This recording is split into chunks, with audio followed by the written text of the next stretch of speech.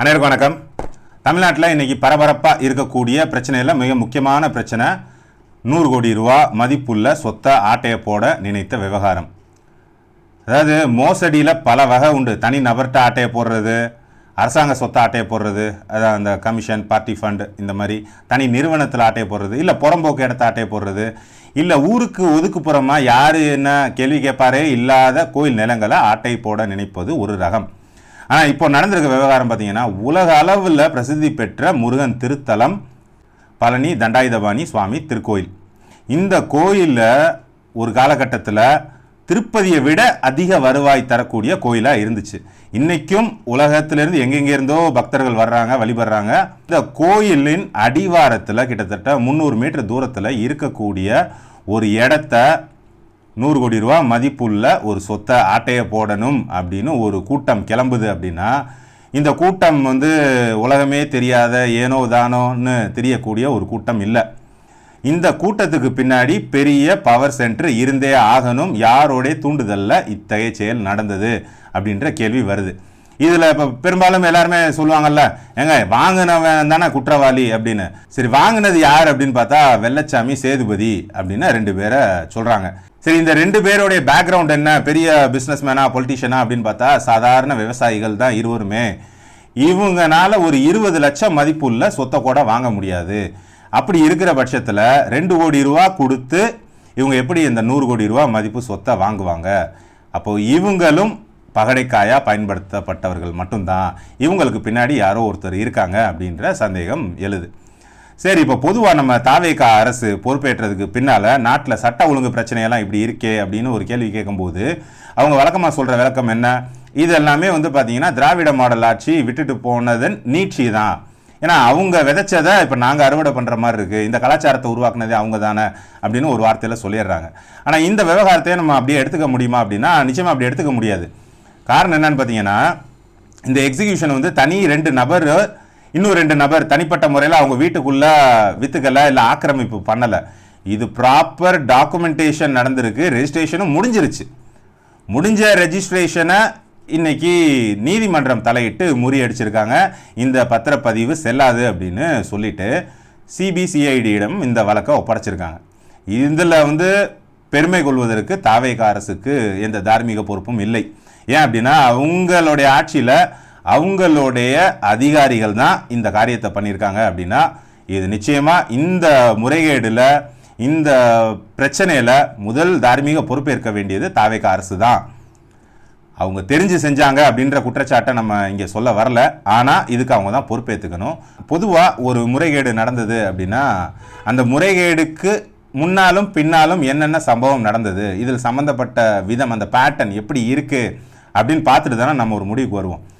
அது மாதிரி இந்த விவகாரத்தில் பல சந்தேகங்களை எழுப்பக்கூடிய விஷயங்கள் நடந்திருக்கு. அது என்ன அப்படின்றத சுருக்கமாக இந்த காணொலியில் பார்ப்போம். இந்த இடம் இன்னைக்கு ரெஜிஸ்ட்ரேஷன் நடந்துச்சுல்ல, இது எப்படி நடக்குது அப்படின்னு பார்த்தீங்கன்னா, ஒரு ட்ரஸ்ட்டு 2 தனிநபர்களுக்கு ஒரு இடத்த கொடுக்குறாங்க. எவ்வளவு மதிப்பு அப்படின்னா 1.40 ஏக்கர் இடம். இந்த இடம் பழனி மலைக்கு அடிவாரத்தில் கார் பார்க்கிங்காக இன்னைக்கு யூஸ் பண்ணிக்கிட்டு இருக்காங்க. இந்த இடத்த தான் ரெஜிஸ்ட்ரேஷன் பண்ணி கொடுக்குறாங்க. ரெஜிஸ்ட்ரேஷனும் முடிஞ்சிருது. இந்த ரெஜிஸ்ட்ரேஷன் எந்த பேர்லேருந்து பண்ணுறாங்க அப்படின்னா, திருப்புகழ் சுவாமிகள், முருகதாஸ் சுவாமிகள், தண்டாயுதபாணி சுவாமிகள் அறக்கட்டளை அப்படின்ற ஒரு அறக்கட்டளை, வெள்ளதுரை சேதுபதி என்ற 2 தனிநபர்களுக்கு கிரயமாக இந்த இடத்த கொடுக்குறாங்க. முடிஞ்சிருச்சு. இது அப்ளிகேஷன் 3ஆம் தேதி இந்த மாதம் போகுது. 6ஆம் தேதி ரெஜிஸ்ட்ரேஷன் முடிச்சாச்சு. அதுக்கப்புறமா மற்ற விவரங்களை நம்ம பேசுவோம். சரி, உண்மையிலே இந்த இடம் யாரின் பேரில் இருக்குது, எப்போ இருந்து அந்த பேரில் இருக்குது அப்படின்னு பார்த்தா, அருள்மிகு தண்டாயுதபாணி சுவாமிகள் மடம் என்ற பேரில் தான் இந்த ப்ராப்பர்ட்டி இருக்குது. இந்த பேருக்கும் இப்போ நான் சொன்ன அந்த 3 பேருக்கும் என்ன தொடர்புனா, இது அறக்கட்டளை. திருப்புகழ் முருகதாஸ் அப்படின்ற 2 பேர் வருது, தண்டாபாணி அப்படின்ற ஒரு பேரும் வருது. கோயில் அந்த அசட்டின் ஓனரில் இருக்கக்கூடிய அருள்மிகு தண்டாயுதபாணி சுவாமிகள் அப்படின்றவர் ஆண்டி கோலத்தில் வேலை பிடிச்சிக்கிட்டு மலை மேலே இருக்கார்ல முருகன், அவர் கீழே குறிப்பிடக்கூடிய தண்டபாணி அப்படின்றது ஒரு தனி நபர். இந்த ஹிஸ்ட்ரி எங்கேருந்து வருது அப்படின்னா, ஆரம்ப காலகட்டத்தில் இந்த இடம் எப்படி கோயிலுக்கு சொந்தமான இடம் ஆச்சு அப்படின்னா 1888 குப்புசாமி மணியார் என்ற ஒரு நபர் வந்து தன்னுடைய சொந்த இடத்த கோயிலுக்காக தர்மசாசனம் பண்ணுறார். கோயிலுக்கு கொடுக்கக்கூடிய அவர் வந்து போகிற போக்கில் கொடுக்கல, சில நியமனங்களை செய்கிறார். ட்ரஸ்டியை நியமிக்கிறார், அதோட சில கண்டிஷன்ஸையும் போடுறாரு. இந்த சொத்து, இந்த இடமானது மடம் அமைத்து, மெயின் கண்டிஷனே மடம் தான், மடம் அமைத்து ஆன்மீக காரியங்களுக்காக, இந்து சமய நெறிகளை பரப்புவதற்காக, திருக்கோயில் பணி பராமரிப்புக்காக அப்படின்ற மாதிரி சில கண்டிஷன்ஸ் எல்லாம் போட்டு தர்மசாசனம் கொடுக்குறார். அவர் ஒரு ட்ரஸ்டியை நியமிச்சிட்டார். அந்த ட்ரஸ்டியினுடைய பேர் தண்டபாணி. இந்த ட்ரஸ்டிக்கு 2 பசங்க, ஒரு பையன் பேர் திருப்புகழ், இன்னொரு பையன் பேர் முருகதாஸ். இப்போ இந்த ட்ரஸ்ட்டு இப்போ ரெஜிஸ்ட்ரேஷன் நினச்சில்ல, இந்த பேர்களும் இந்த பேரும் உங்களுக்கு ஒரு கிளாரிட்டி கிடச்சிருக்கும், எங்கேருந்து இந்த பேரை கொண்டு வந்தாங்க அப்படின்னு. சரி, இந்த தண்டபாணியோடைய 2 பசங்க இருக்காங்கல்ல, அந்த பசங்க என்ன பண்ணுறாங்க அப்படின்னா, இந்த இடத்த நம்மளால் பராமரிக்க முடியலை அப்படின்னு வெங்கடாஜலம் என்ற ஒரு நபர்கிட்ட குத்தகைக்கு விடுறாங்க, லீஸுக்கு கொடுக்குறாங்க. லீஸுக்கு எடுத்திருந்த வெங்கடாஜலம் என்ன பண்ணுறாரு, அதை பயன்படுத்திக்கிட்டே இருக்காரு, லீஸ் தொகையை கொடுக்குறாரு. ஒரு காலகட்டத்துக்கு பின்னால் என்னால் லீஸ் தொகையை கொடுக்க முடியாது, காரணம் வந்து அந்த இடத்தினுடைய மதிப்பை காட்டிலும் அதிகமான தொகையை வந்து நான் கொடுத்துட்டேன் உங்களுக்கு லீஸ் தொகையா, அதனால் என் பேருக்கு அதை எழுதி கொடுத்துருங்க, நான் சொந்தமாக வாங்கிக்கிறேன் அப்படின்ற மாதிரியான ஒரு முயற்சி எடுக்கப்படுது. அப்போ இவங்க என்ன பண்ணுறாங்க, போய் ரெஜிஸ்ட்ரேஷன்லாம் நடக்குது, முயற்சி பண்ணுறாங்க. முயற்சி பண்ணும்போது இந்த ரெஜிஸ்ட்ரேஷன் தடைபடுது, அவங்களால ரெஜிஸ்டர் பண்ண முடியல. இந்த சம்பவங்கள்லாம் எப்போ நடக்குது அப்படின்னா, போன ஆண்டு 2025 செப்டம்பர் மாதம் இந்த விவகாரம் வருது. ஏன் பதிய முடியலை அப்படின்னா, இந்த இடம் வந்து கோயிலுக்கு சொந்தமான இடம் அப்படின்னு அப்போ தான் தெரியவே வருது. சரிங்களா? அதுக்கப்புறம் நீதிமன்றம் போகிறாங்க. நீதிமன்றத்தில் இந்த இடத்த பதியக்கூடாது, இது வெங்கடாஜலமுக்கும் சொந்தம் கிடையாது, தண்டபாணி முருகதாஸுக்கும் சொந்தம் கிடையாது, இந்த இடம் அருள்மிகு தண்டாயுதபாணி சுவாமிகள் மடத்திற்கு சொந்தமானது அப்படின்ற மாதிரி ஜட்ஜ்மெண்ட் வருது. சரி, அதுக்கப்புறம் என்ன நடக்குது அப்படின்னா, இந்த இடம் வந்து கோயிலுக்கு சொந்தமான இடம், மடத்துக்கு சொந்தமான இடம்னு ஜட்ஜ்மெண்ட் வந்ததுக்கு பின்னால் அதை யார் பார்த்துக்கிறது அப்படின்ற ஒரு நிலை வரும்போது, பழனி மலை முருகன் கோயிலினுடைய பொறுப்பாளராக அறநிலைத்துறையால் நியமிக்கப்பட்ட எக்ஸிக்யூட்டிவ் ஆஃபீஸர் மாரிமுத்து அவர்களே இந்த இடத்துக்கும் தக்காராக இருப்பார் அப்படின்னு கோர்ட்டில் சொல்லிடுறாங்க. சரி, இப்போது 2025 செப்டம்பருக்கு பின்னால் இப்போது இந்த கரண்ட் சிச்சுவேஷன் எப்படி வருது அப்படின்னா, இதில் அந்த 3 பேர்லாம் கேள்விப்பட்டிருப்பீங்களா, தண்டபாணி, அவருடைய பையன் முருகதாஸ், அப்புறம் திருப்புகழ். இந்த 3 பேரில் ஒரு அறக்கட்டளையை ஒரு தனி மனிதர்கள் ஏற்படுத்தி எங்களுக்கு தான் அந்த சொத்து சொந்தம் அப்படின்ற மாதிரியான சில ஃபேக் டாக்குமெண்ட்ஸ் எல்லாம் க்ரியேட் பண்ணிவிட்டு இந்த வருஷம் மார்ச் மாதம் 27 அப்ரோச் பண்ணுறாங்க பத்திரப்பதிவு பண்ணுறதுக்காக. அப்போ ஏப்ரல் 1 மீண்டும் அந்த இடத்துலேருந்து, அந்த பத்திரப்பதிவு நிறுவனத்திலேருந்து ரெஃப்யூசல் ஸ்லிப் அப்படின்னு ஒன்று கொடுக்குறாங்க. ரெஃப்யூசல் ஸ்லிப் அப்படின்னா, இல்லை இந்த பத்திரத்தை எங்களால் பதிய முடியாது, காரணம் இந்த இடத்தின் பேரில் டிஸ்பியூட் இருக்குது, சிவில் டிஸ்பியூட் இருக்குது, பண்ண முடியாது அப்படின்ற மாதிரி ஒரு ரெஃப்யூசல் ஸ்லிப்பு கொடுத்துட்றாங்க.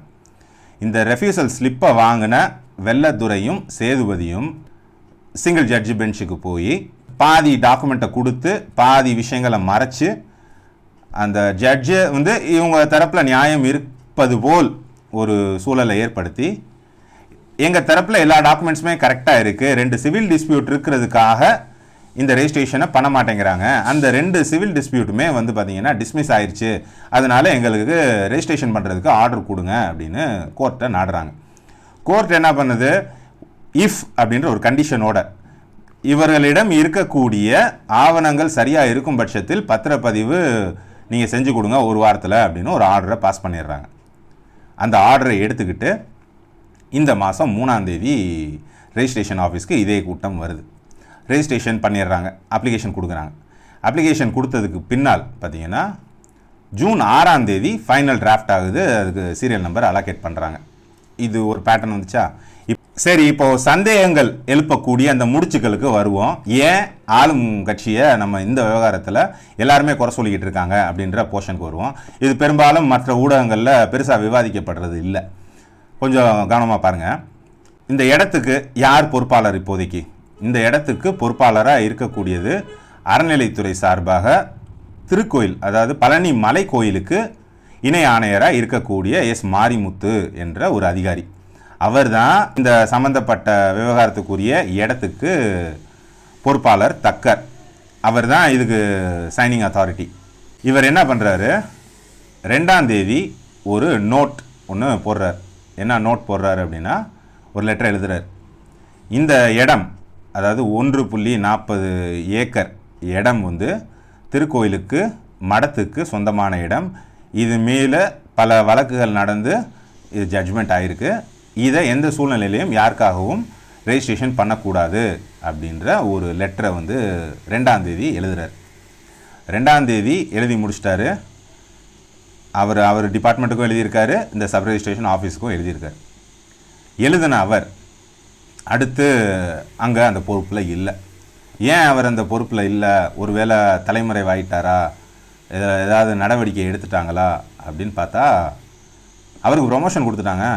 ப்ரொமோஷன் கொடுத்து, அதாவது டிஸ்ட்ரிக்ட் லெவல் போஸ்ட், ஒரு கோயிலினுடைய இணை ஆணையராக இருந்த அவர் ஒட்டுமொத்த அறநிலைத்துறைக்கே இணை ஆணையராக பதவி உயர்வு பெற்றார்.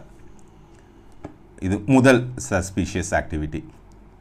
அந்த லெட்டரை எதுக்கு அவர் கொடுக்கணும் அப்படின்னா, என் மேலே எந்த குற்றங்குறையும் இல்லை, நான் தான் தெளிவாக அன்னைக்கே சொல்லிட்டேனே இந்த பத்திரப்பதிவு பண்ணாதீங்க அப்படின்னு, இந்த இடம் வந்து கோயிலுக்கு சொந்தமான இடம் அப்படின்னு நான் சொல்லிட்டேன்ல அப்படின்றதுக்காக அவர் அந்த லெட்டரை கொடுத்தார். லெட்டரை கொடுக்கறது 2ஆம் தேதி. 3ஆம் தேதி அப்ளிகேஷன் வருது. 9ஆம் தேதி இவருக்கான ப்ரொமோஷன் ஆர்டர் வருது. அவர் சென்னைக்கு ப்ரொமோஷனோட பணியிட மாற்றம் செய்கிறார். ஒரு டிஸ்ட்ரிக்ட்க்கு ஆஃபீஸராக இருந்த ஒருத்தர் ஸ்டேட் லெவல் ஹையர் அத்தாரிட்டியாக மாறுறார், பதவி உயர்வு பெறுகிறார். எஸ் மாரிமுத்து அவர்கள். இது முதல் குற்றச்சாட்டு.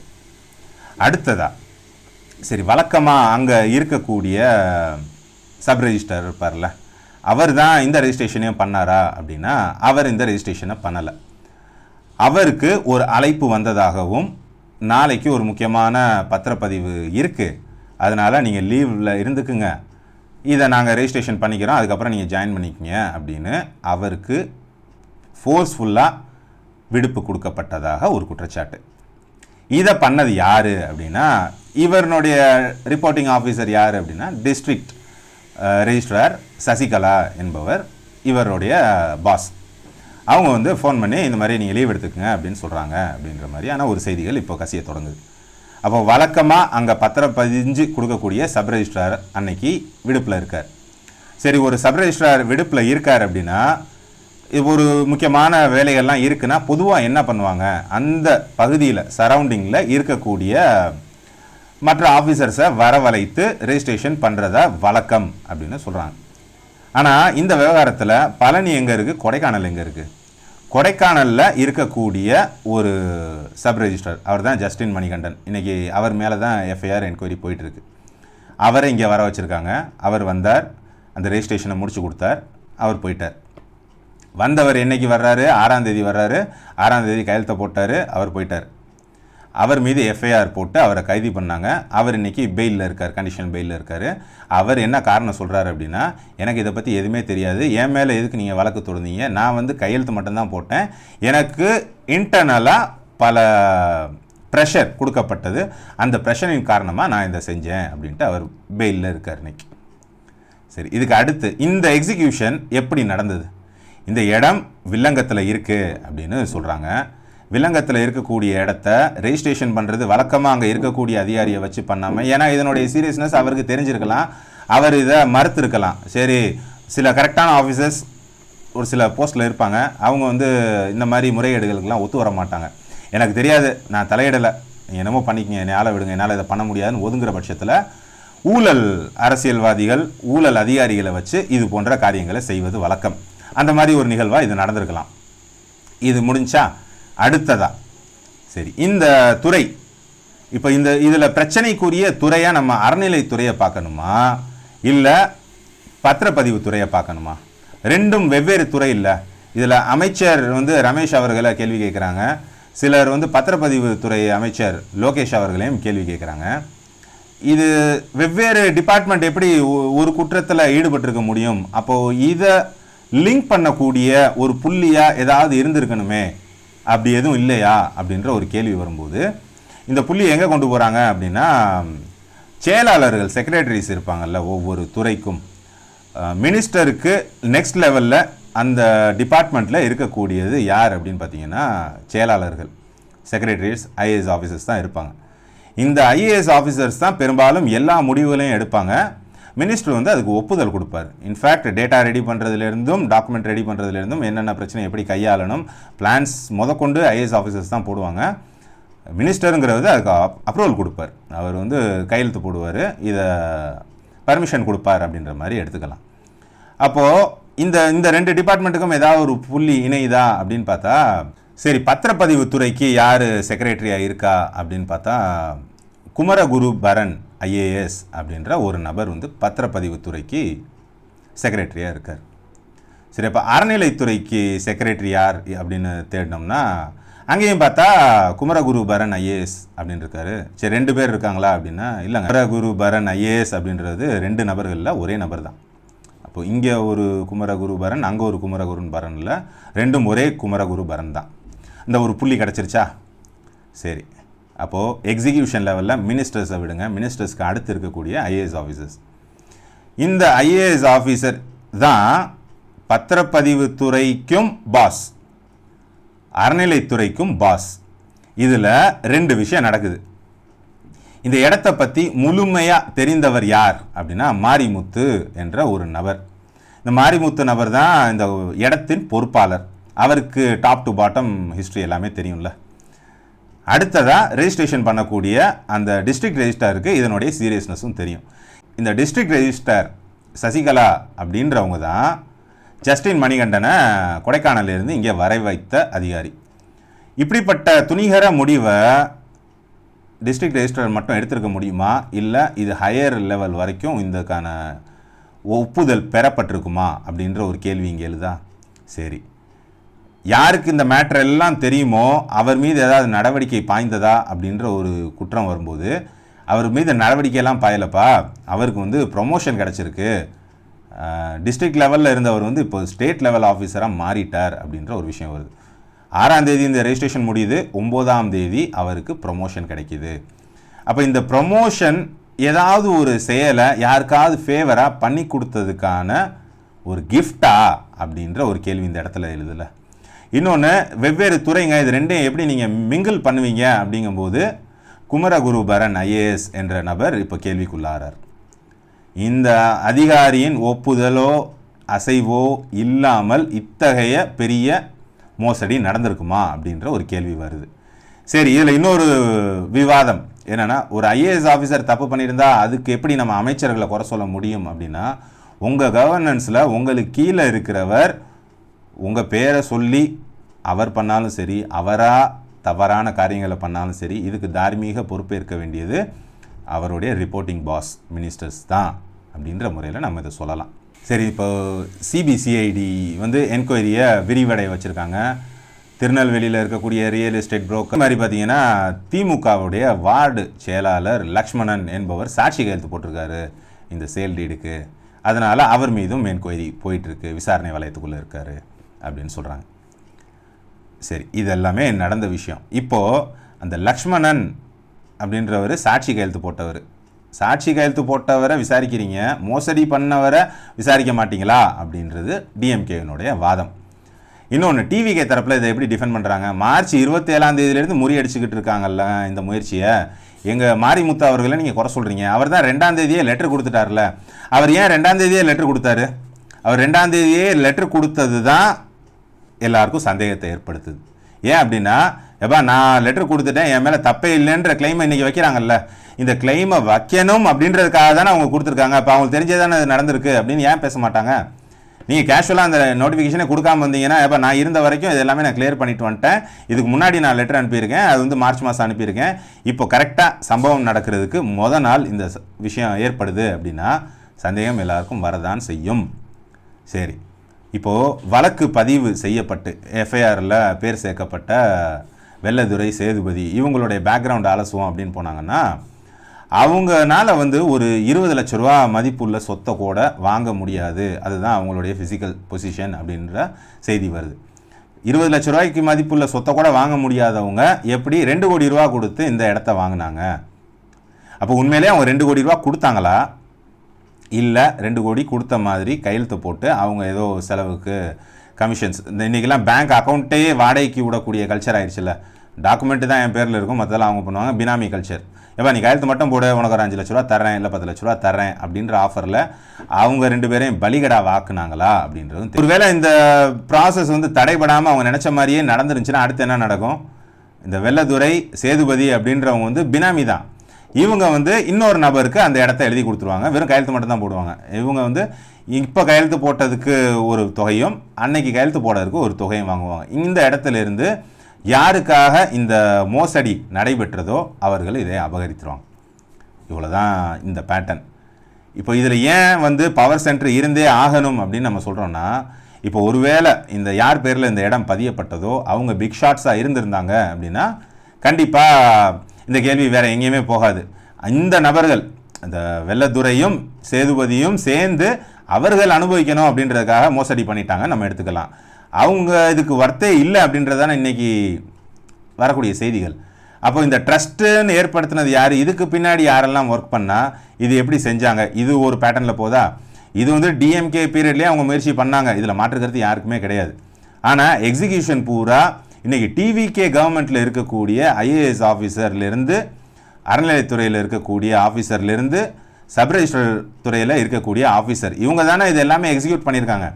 ஏங்க 2 தனி நபர் ரோட்டில் சண்டை போட்டுக்கிட்டு இருக்காங்க, இல்லை ஒருத்தர் சொத்தை இன்னொருத்தர் ஆட்டையை போட்டார், இல்லை ஏதோ ஒன்று பண்ணிட்டாரு அப்படின்னா இதுக்கு நம்ம அரசாங்கத்தையோ அரசாங்க அதிகாரிகளையோ குறை சொல்ல வேண்டிய அவசியம் இல்லை, குறை சொல்லவும் முடியாது.